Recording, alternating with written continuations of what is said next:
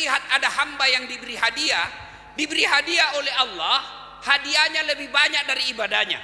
Ibaratnya ibadahnya ini hamba cuma 5, Allah kasih 5.000. Lalu hamba ini berkata, ya Allah, banyak betul kau berikan saya.